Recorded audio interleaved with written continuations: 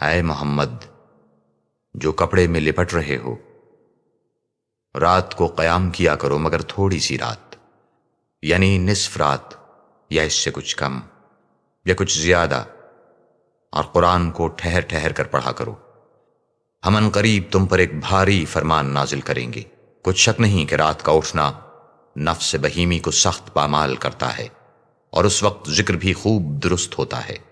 دن کے وقت تو تمہیں اور بہت سے شغل ہوتے ہیں، تو اپنے پروردگار کے نام کا ذکر کرو اور ہر طرف سے بے تعلق ہو کر اسی کی طرف متوجہ ہو جاؤ۔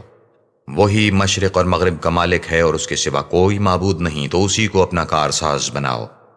اور جو دل آزار باتیں یہ لوگ کہتے ہیں ان کو سہتے رہو، اور اچھے طریق سے ان سے کنارہ کش رہو، اور مجھے ان جھٹلانے والوں سے جو دولت مند ہیں سمجھ لینے دو، اور ان کو تھوڑی سی مہلت دے دو۔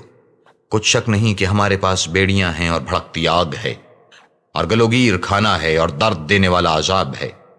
جس دن زمین اور پہاڑ کانپنے لگیں اور پہاڑ ایسے بھربھرے گویا ریت کے ٹیلے ہو جائیں۔ اے اہل مکہ، جس طرح ہم نے فرعون کے پاس موسیٰ کو پیغمبر بنا کر بھیجا تھا، اسی طرح تمہارے پاس بھی محمد رسول بھیجے ہیں جو تمہارے مقابلے میں گواہ ہوں گے۔ سو فرعون نے ہمارے پیغمبر کا کہا نہ مانا تو ہم نے اس کو بڑے وبال میں پکڑ لیا۔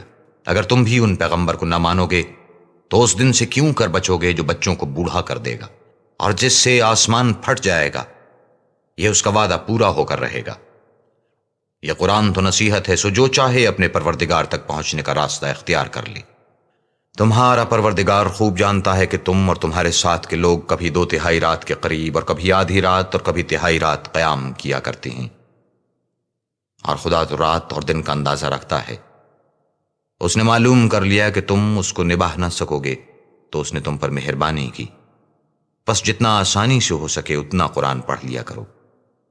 اس نے جانا کہ تم میں بعض بیمار بھی ہوتے ہیں، اور بعض خدا کے فضل یعنی معاش کی تلاش میں ملک میں سفر کرتے ہیں، اور بعض خدا کی راہ میں لڑتے ہیں، تو جتنا آسانی سے ہو سکے اتنا پڑھ لیا کرو، اور نماز پڑھتے رہو اور زکوٰۃ ادا کرتے رہو، اور خدا کو نیک اور خلوص نیت سے قرض دیتے رہو، اور جو عمل نیک تم اپنے لیے آگے بھیجو گے اس کو خدا کے ہاں بہتر اور صلے میں بزرگ تر پاؤ گے، اور خدا سے بخشش مانگتے رہو، بے شک خدا بخشنے والا مہربان ہے۔